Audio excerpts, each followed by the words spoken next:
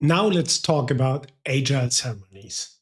These are recurring events, meetings that keep teams aligned and help them inspect and adapt as they go. They are short, often focused meetings, hopefully no sprawling 3-hour sessions, so that's definitely what you should avoid. The big 5 to remember, and not the animals and the hunting stuff. Sprint planning, where we decide what we do. Daily stand-ups as a quick sync.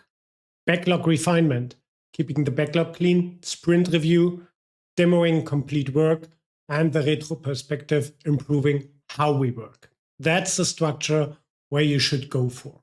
Sometimes you also see just the core 4. In Scrum, these are planning, stand-up, reviews, and retros. While refinement can happen continuously. Whichever approach you pick, the goal is always clarity, alignment, and continuous improvement. Okay, let's see now if Atlassian Rovo can do backlog grooming. So I'm here in the backlog of our project and I just opened the chat and I'm getting a new AI experience. We don't want to do a survey. No, and we are starting direct. So can you do please a backlog refinement for the project NASA, not another stand-up app? There are a couple of issues in the backlog without story points yet. So please estimate the story points based on the summary and the description. When you find that the description is too short, please extend it with the necessary parts.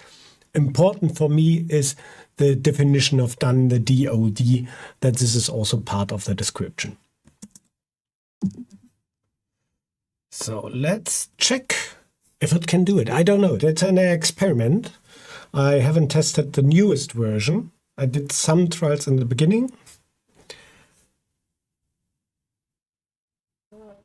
Okay, so first of all, it's not finding empty story points. So why is that the case? So let's, here are no story points, here are no story points, here are no story points. Okay, ChatGPT was definitely doing it better. Let's help a little bit. Let's delete some story points here. So yes, now for sure we have in the backlog, we can refresh that, we just make sure. Let's give also here the NASA, let's give it the whole link. So click. I can clearly see issues here in the backlog without story points. Please try it again. So I found several issues in NASA's project missing story points. Let's refine them. Let's refine one of them. So summary, description currently empty, suggested refinement, implement single sign-on via email addresses, new description, implement a single sign-on log, blah, blah, blah, blah, blah. That's good. Requirements.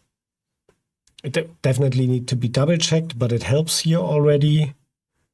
Okay, but I can't see the story points here, so it's just doing the refinement. Okay, please let me know if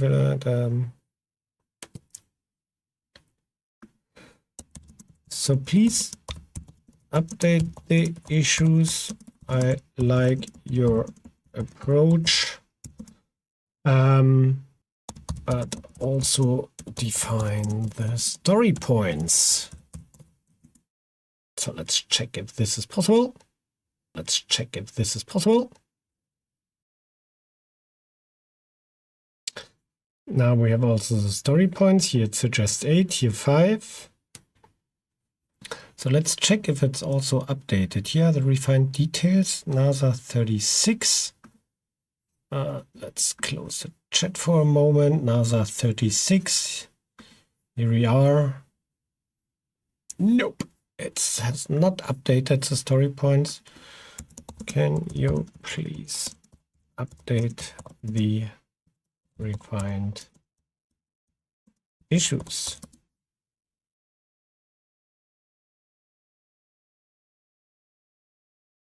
Still searching, still doing something. So, I mean, you have seen how quick it was that the refinement is done here. Probably the copy and paste is now much easier. It looks like that it can't update the issues now.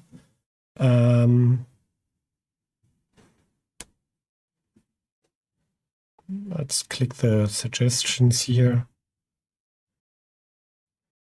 So, okay, good. As you have seen, so also Rovo can help with the tasks, so especially writing the text and so on. So it's now giving me introductions how to do this stuff. That's not what I want. I want that it refines the stuff and then it's fine.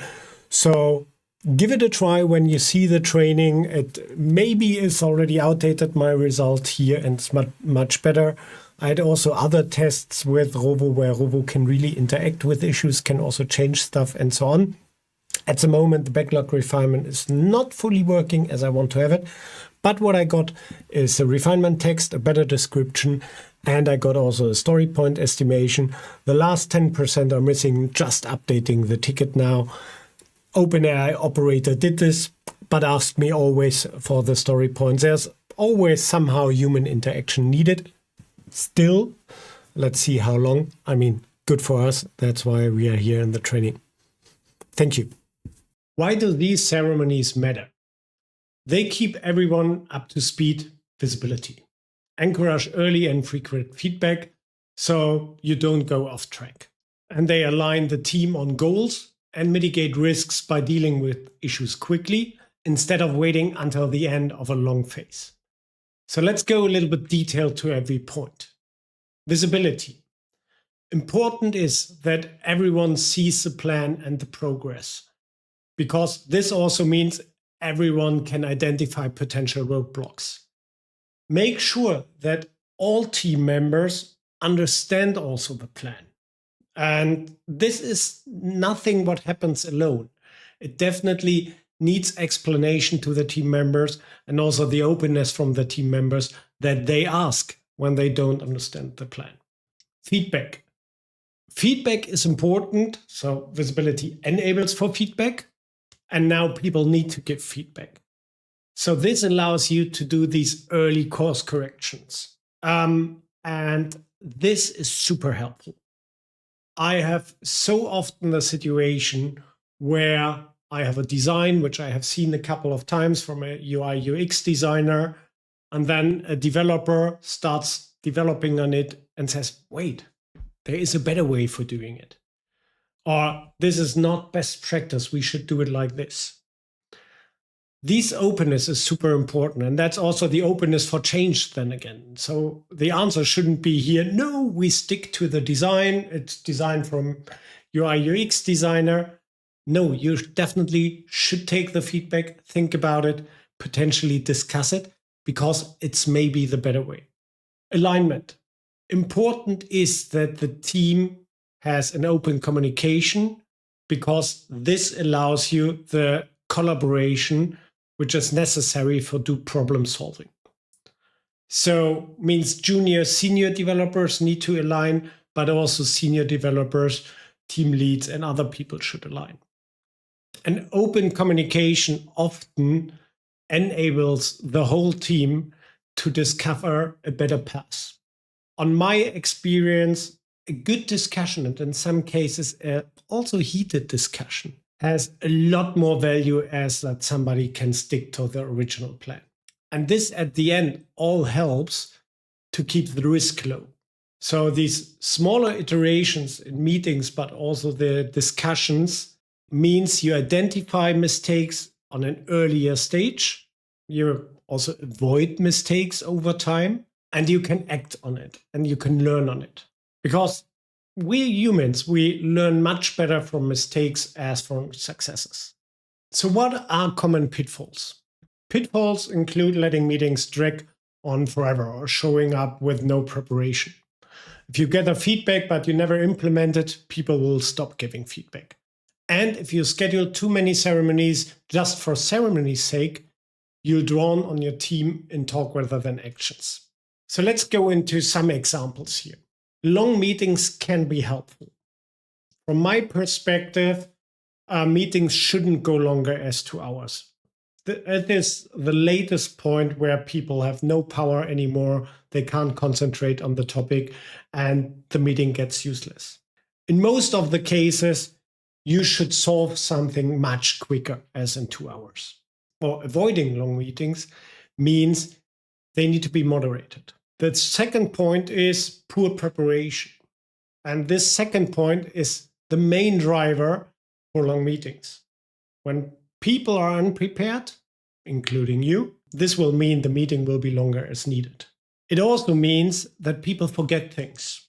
So when you jump in every meeting just with ad hoc opinions or with ad hoc remembering and what you have in your mind, there is a super high chance and a big risk that you forget an important point.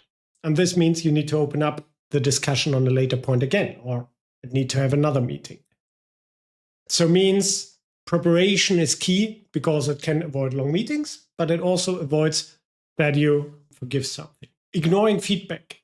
Feedback is important, team feedback, because at the end, it makes no sense when you as a Scrum Master love your ceremonies, but the rest of the team hates it. Ask for feedback, ask also for open feedback, and try to implement it in your ceremonies.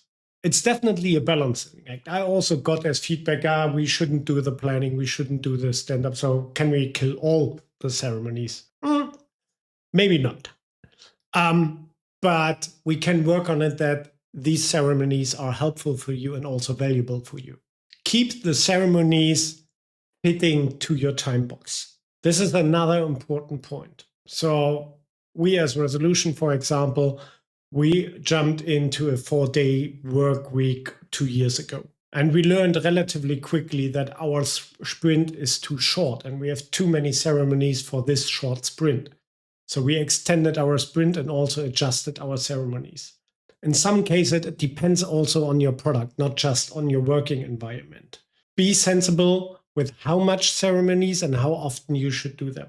Again, the backlog refinement, what we already mentioned, for example, is one of the first ceremonies which can be paused because a lot of people can do it by themselves. And I will show you how this works.